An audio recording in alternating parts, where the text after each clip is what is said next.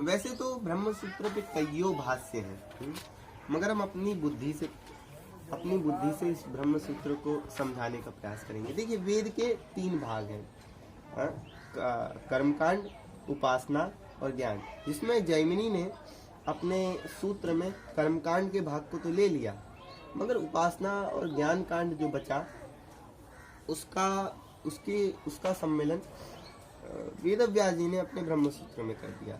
ब्रह्म सूत्र पे आज तक बहुत सी व्याख्याएं लिखी है, जैसे कि शंकराचार्य का शारीरिक भाष्य, यतिराज स्वामी का स्त्री भाष्य, वल्लभाचार्य का अणु भाष्य, निम्बार्क भाष्य, भास्कराचार्य कृत भाष्य, ब्रह्मानंद दीपिका एवं रामानंदाचार्य जी का आनंद भाष्य। तो ये सब व्याख्याएं हो चुकी हैं। फिर भी यदि हमको समझा सके अपनी बुद्धि से, थोड़ा इनका भी हम सहारा लेंगे, मगर जो अपनी बुद्धि से हम समझा सके समझाने का प्रयास करेंगे। तो ब्रह्म सूत्र का पहला ही सूत्र है, क्या है बोले, अथातो ब्रह्म जिज्ञासा। क्या है बोले, अतः ब्रह्म जिज्ञासा। अब हम ब्रह्म की जिज्ञासा कर। अच्छा, मजे की बात यह है, ये श्रुति युक्त भी है। ब्रह्म सूत्र का वर्णन श्रुति में भी आया है, माता उपनिषद में।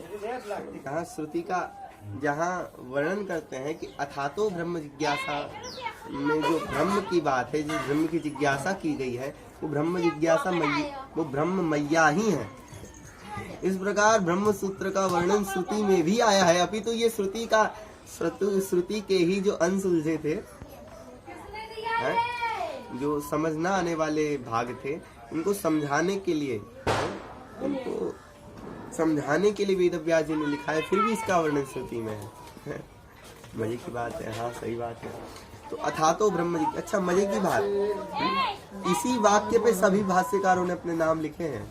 जैसे कि रामानंदाचार्य जी का जो आनंद भाष्य है, उसमें आनंद का अर्थ भगवान नारायण है, क्योंकि भगवान नारायण आनंदमयी है। तो यहाँ ब्रह्म जिज्ञासा, क्योंकि इसमें ब्रह्म तत्व का सम्मेलन है, इसी कारण उन्होंने आनंद भाष्य। श्री भाष्य मैया का नाम सही है।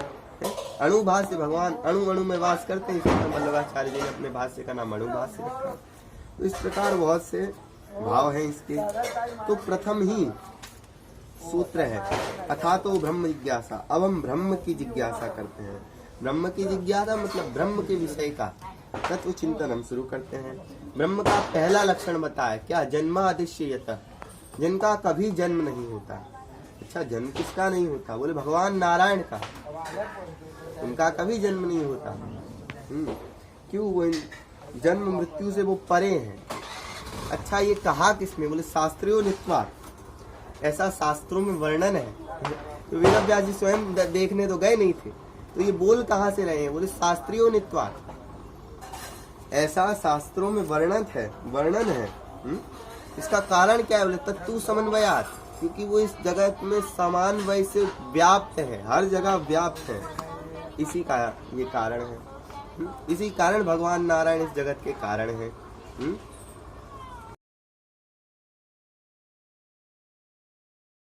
वेदव्यास जी विचार करते हैं, प्रश्न उठता है कि ये जो आप कारण बता रहे हो, जगत का कारण बता रहे हो, प्रकृति भी तो हो सकती है। क्या प्रकृति जगत का कारण नहीं हो सकती? तो बोले नहीं हो सकती। क्यों? बोले श्रुति, क्योंकि इच्छतेर ना अशब्दम, श्रुति में जो पर ब्रह्म है, जगत का जो कारण है, उसके लिए इच्छ शब्द का प्रयोग हुआ है। इच्छ एक धातु है जो इच्छा शब्द में प्रयोग होती है। इसका अर्थ क्या होता है? विचार करना, इच्छा करना।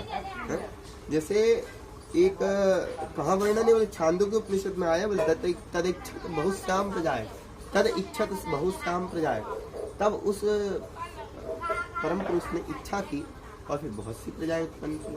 और क्योंकि यहाँ पर प्रकृति के लिए वेदव्यास जी ने अशब्दम प्रयोग किया है, अशब्दम शब्द का प्रयोग किया है, यानी चेतना शून्य। प्रकृति क्या है? प्रकृति चेतना शून्य है। और चेतना ही नहीं है तो फिर अशब्दम ही है, तो फिर विचार भी नहीं कर सकती। इसी कारण इच्छा नहीं हो सकती, तो फिर जगत का कारण नहीं हो सकती। अच्छा, अर्थात प्रकृति ने इस जगत को नहीं बनाया। फिर प्रश्न उठता है कि यहाँ श्रुति में इच्छ जो धातु है वो गौण भी तो हो सकता है।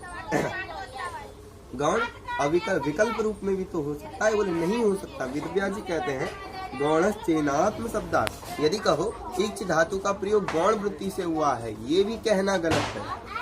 क्यों? बोले वहां आत्म शब्द है। अब आत्म शब्द क्या हो जाए? अहमता पे आ जाता है, अहम पे आ जाता है। अब भले नारायण कर्ताभिमान से परे है, कर्ताभिमान नहीं है, कर्ताभिमानी, फिर भी आत्म शब्द उन पे आ जाता है। क्यों? चेतन तो वो भी है। आत्म शब्द आ जाने से और प्रकृति में आत्म शब्द का समन्वय ना हो पाने से, लक्षण ना दिखने से प्रकृति जगत का कारण नहीं हो सकती। और एक और कारण है, प्रकृति जो है, ये जो प्रकृति है, इसकी उपासना करने से कोई फायदा नहीं है।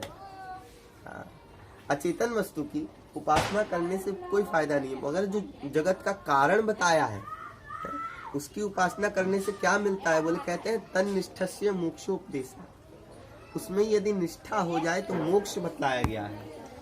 और प्रकृति की उपासना से, देवताओं या भूत प्रेतों की उपासना से यहाँ पर आई गया वो बात, नारायण ही परम है, नारायण ही परमात्मा, बाकी सब तो आत्माएं हैं। तो तन्निष्ठस्य मोक्षोपदेशा, क्योंकि उसमें मोक्ष बतलाया गया है। और प्रकृति को क्या बोले? हेयत्व वचनात्, और प्रकृति को हे यानी त्यागने योग्य बताया गया है। इसी कारण प्रकृति जगत का कारण नहीं हो सकती। और इसमें एक और बात है, स्वाप्ययात्, क्योंकि परमात्मा जो है इस प्रकृति को अपने में विलीन कर देते हैं, और प्रकृति ये नहीं कर सकती, वो प्रकृति स्वयं विलीन हो जाती है उसमें। और प्रकृति जब स्वयं विलीन हो जाती है, उनके द्वारा रची गई है, तो उसे हम जगत का कारण नहीं मान सकते, क्योंकि उन्हीं परम पुरुष भगवान नारायण ने प्रकृति को रखा। चाहे इस प्रकार देखा जाए। अब अगले भाग में हम आगे की सूत्रों पर चर्चा करेंगे। सिया राम ही उपाय, सिया राम ही उपाय। जय श्री